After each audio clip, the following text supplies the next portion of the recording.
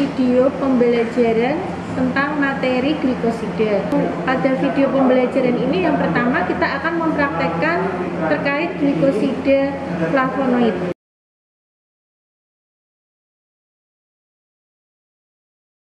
Bahan yang kita tunjukkan antara lain ada sampel daun ketela, kemudian serbuk zinc, HCl, kemudian HCl pekat.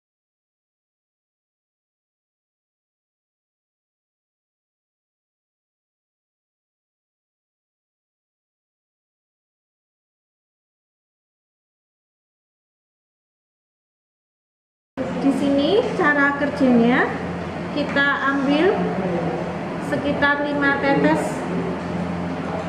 sampel daun ketela.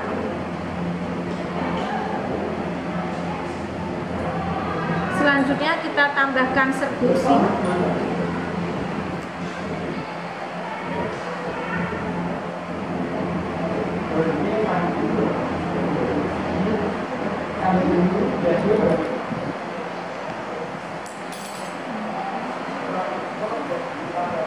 Dikocok terlebih dahulu, kemudian ditambahkan HCl2n,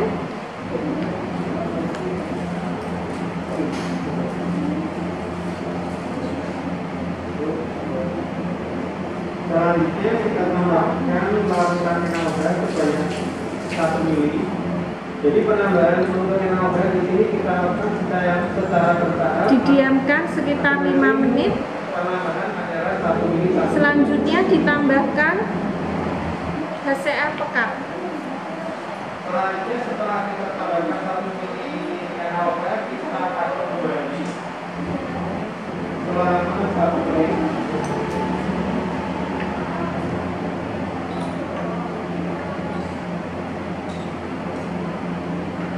Reaksi positif apabila terjadi perubahan warna.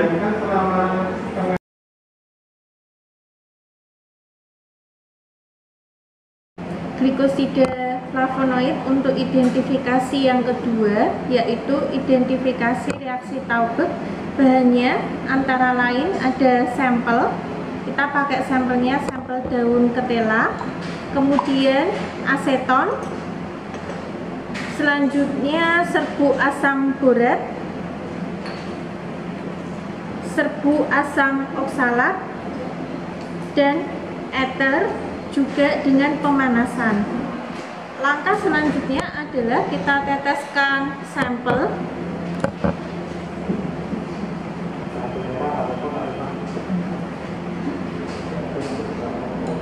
Kita tambahkan aseton.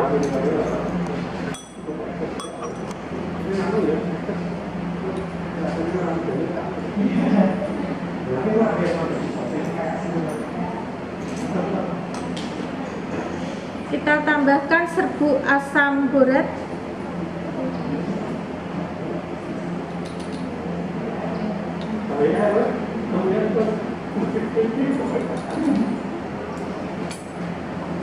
Kita homogenkan.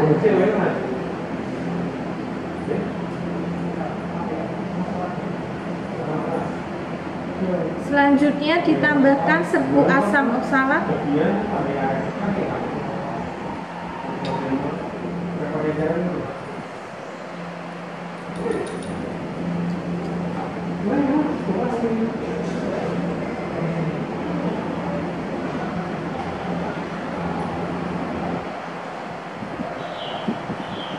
Kemudian dipanaskan.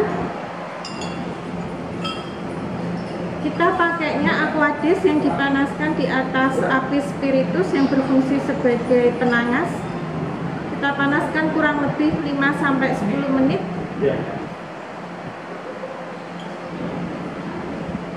Setelah 5-10 menit kita tambahkan ether.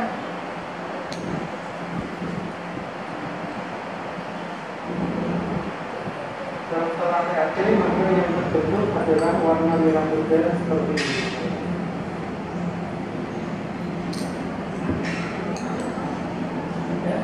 Untuk pengamatan selanjutnya kita amati di lampu UV 366 nanometer.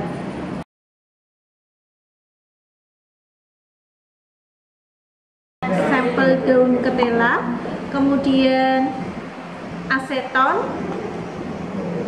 serbuk asam borat, dan serbuk asam oksalat. Untuk alatnya kita tetap masih menggunakan seperti reaksi Taubek, yaitu penangas air.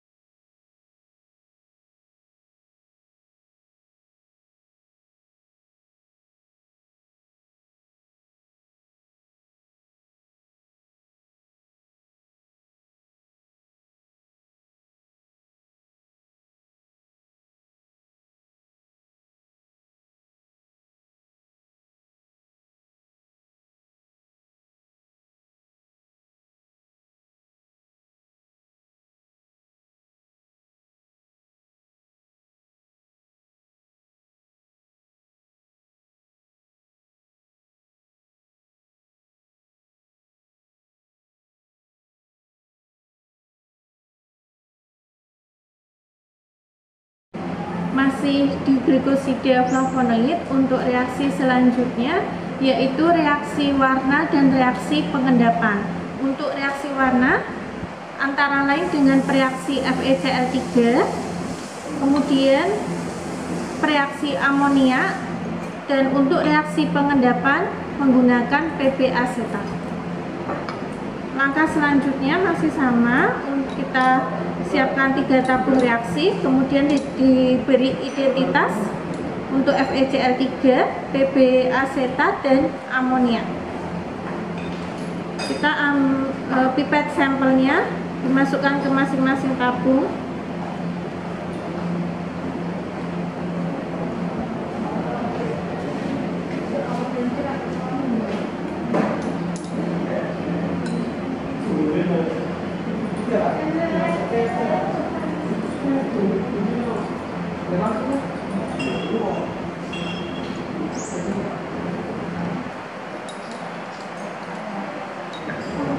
Selanjutnya ditambahkan reaksi FeCl3.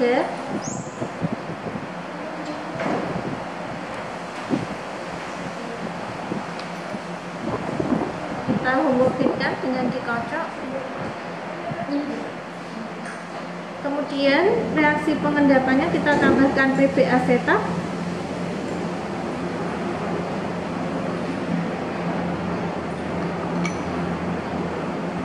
Dikocok kembali. Selanjutnya untuk reaksi warna yang kedua dengan reaksi amonia.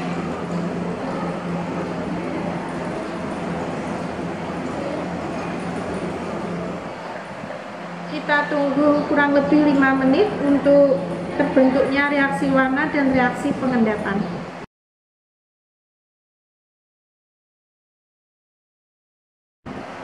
Video selanjutnya kami akan memperlihatkan hasil pengamatan masing-masing reaksi.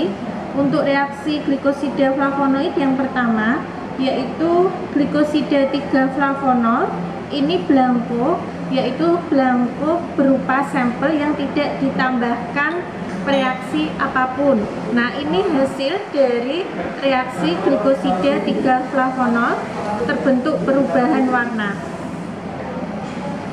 Kemudian untuk reaksi warna,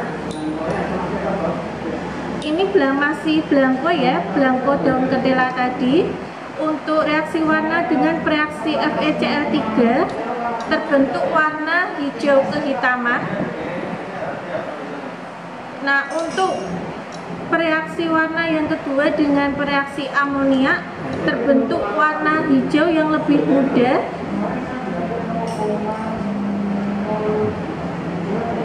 Berbeda dengan blanko yang tidak ditambahkan reaksi apapun. Kemudian untuk reaksi pengendapan dengan ditambahkan reaksi PB asetat, ini blanko dan ini sudah ditambahkan reaksi PB asetat, terbentuk endapan hijau.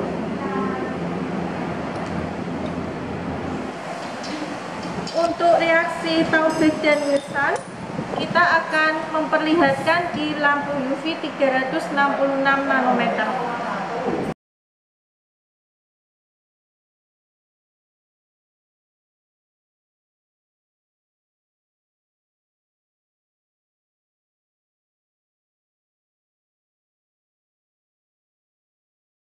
Seratik atau akar manis. Kemudian Aquades.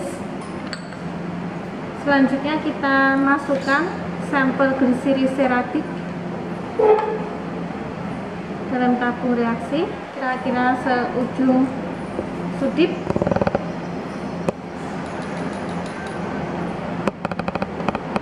Kemudian ditambahkan 10 ml Aquades.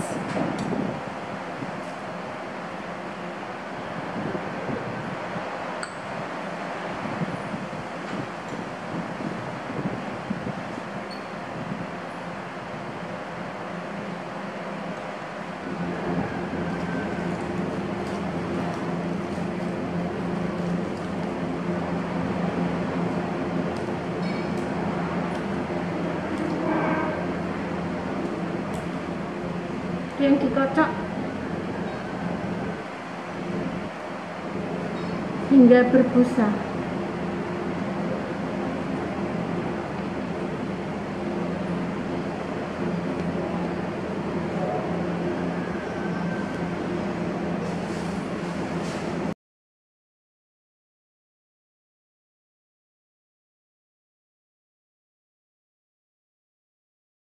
Aplikasi KLT senyawa glikosida.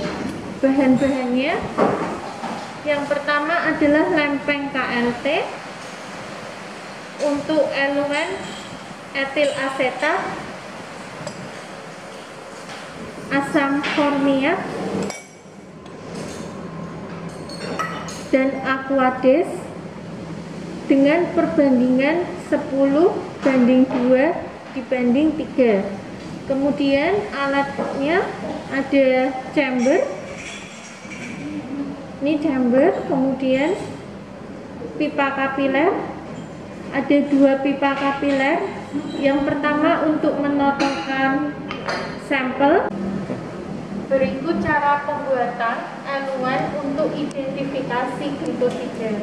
Untuk elemen yang kita gunakan untuk identifikasi glikosida adalah etil asetat, asam formiat, dan air dengan perbandingan 10:23:3. 10:2:3.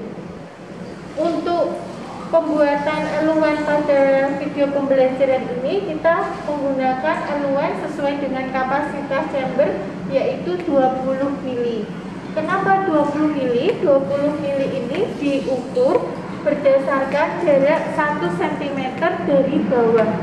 Jadi apabila lempeng KLT yang sudah ditotongkan dengan sampel maupun baku tidak langsung tercelup di elemen.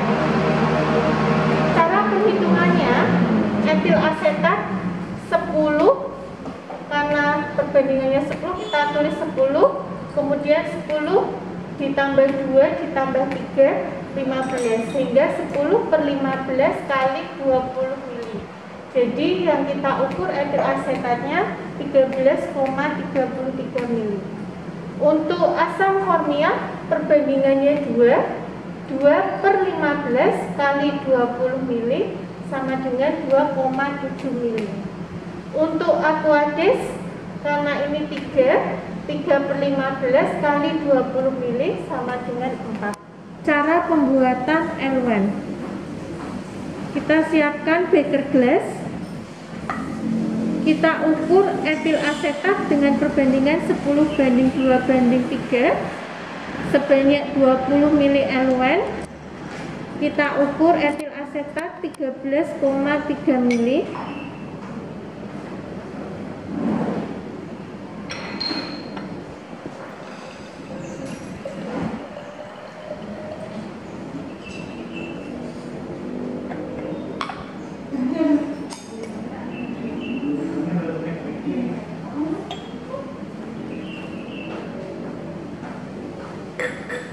Kemudian asam format atau asam formiat sebanyak 2,7 ml.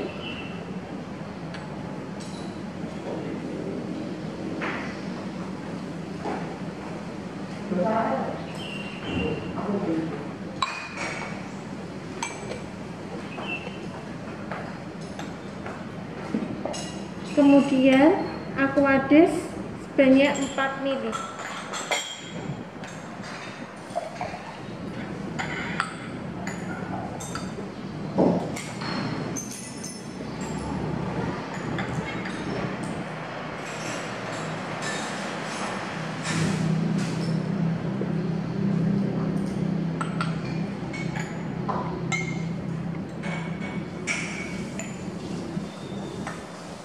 Kemudian kita aduk hingga homogen.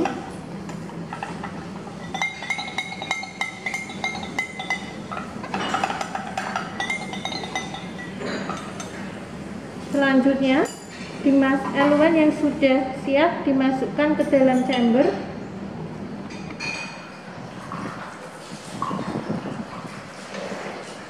Chamber dijenuhkan dengan ditambahkan ke dalam chamber yaitu kertas saring. Sembari menunggu chambernya jenuh dengan eluan yang digunakan, kita menotolkan sampel.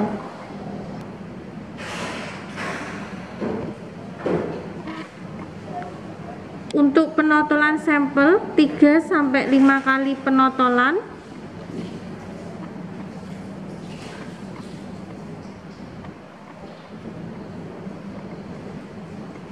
Ditunggu kering terlebih dahulu, baru selanjutnya ditotolkan kembali.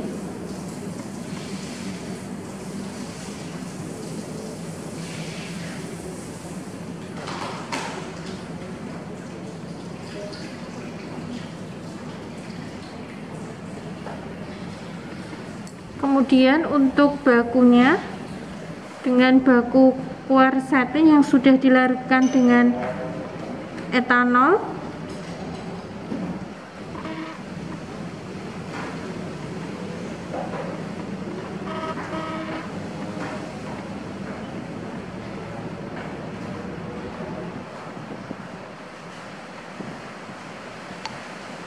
Ditotolkan pada lempeng.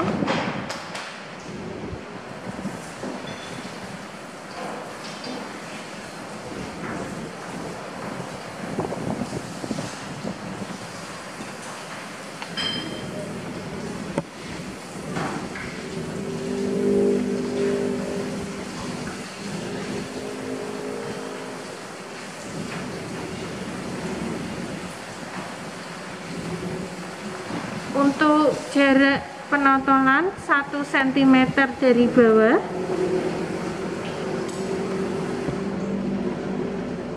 Kemudian batas pengembangannya 8 cm. Selanjutnya, sebelum dimasukkan ke dalam chamber, kita cek dulu di lampu UV 254 untuk penotolan sampel dan baku. Belum dimasukkan ke dalam chamber untuk dielusi dengan eluan tersebut, kita cek dulu di bawah lampu UV 254 apakah sudah terbentuk warna ungu nodanya ya. Sampel yang kita totolkan sudah terbentuk warna ungu atau belum, baik di sampel maupun di baku. Untuk chamber yang kita gunakan identifikasi glikosida, ini kondisinya sudah jenuh yang ditandai dengan batas naiknya eluen di kertas saring sudah mencapai bagian atas kertas penjenuhan atau kertas saring. Selanjutnya kita masukkan lempeng KLT yang sudah kita totongkan. Kita ambil dulu kertas penjenuhannya, kemudian kita masukkan lempeng dengan menggunakan pinset.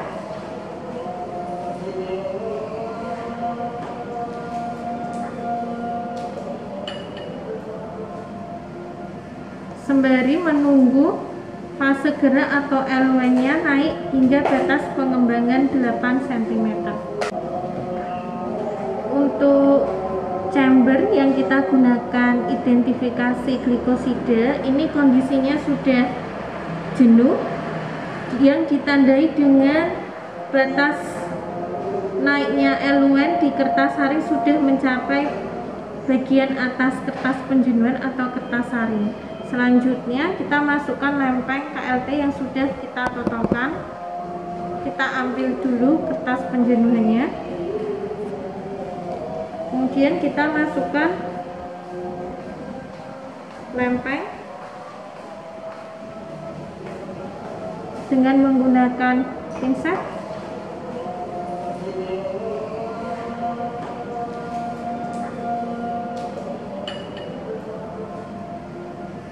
Sembari menunggu fase gerak atau eluennya naik hingga batas pengembangan 8 cm.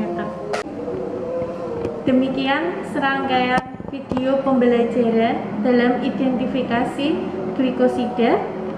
Selamat belajar, tetap semangat dan salam sehat.